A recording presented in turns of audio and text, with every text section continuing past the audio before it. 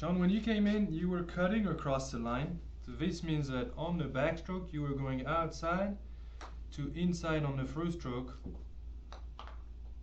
And that's how you squared up the face. You squared it up by staying open through impact. Now, we talked about how do you actually do the opposite. How do you come inside to out? Slightly, just 2 degrees. We don't want to overdo it. But how do you come back? How do you bring your face back at impact more close than it was at address?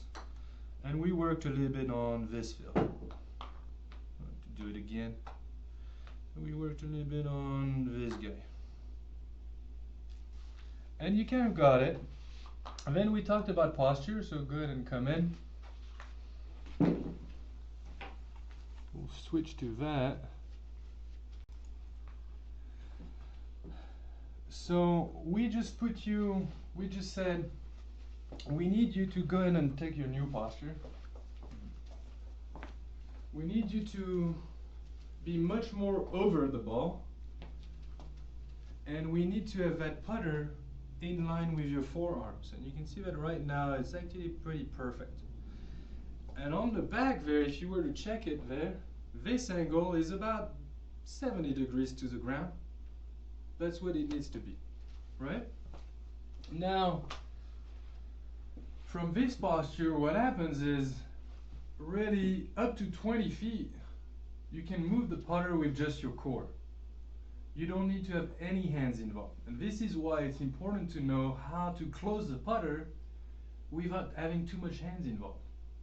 Because really, you don't want the hands involved inside 20 feet. You just want to do a back and forth with your core, right? Which brings us to distance control. And I'm going to switch to this view now. And we're going to set you up for the distance control drill. So given that you always have the putter in the middle of your feet, that's perfect, right? The first point of reference is your back toe. So if you were to pull the putter to your back toe, that's about yay much usually. It's always about the same. And then you do the same thing on the through stroke. And you put 3 balls, right? And go ahead and putt this one. And the goal is that those 3 balls, given that the putter always travels the same distance on the forward stroke, those 3 balls have the exact same resulting distance of the putt. Right? And you'll see that, you see how it lined up perfectly behind?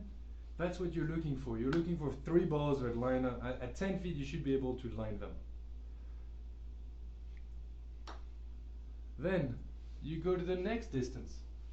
The next distance is you tell your brain, I want to stop the putter past my right foot. And usually it's about 12 inches or so. So it's about this much and half of it. This much and half of it. And now you do the 20-foot putt. And you get the same drill. You put 3 balls.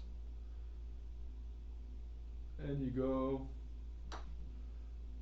right. And you'll know whether it's 18 feet or 20 feet, 24 feet, I don't care, as long as that grouping is very tight. Then I want to re-emphasize that outside 20 feet, and I'm going to change view for that on the hands. We're going to get this guy. Go ahead, you can do it. So ready, if you go to your 20-foot putt, right?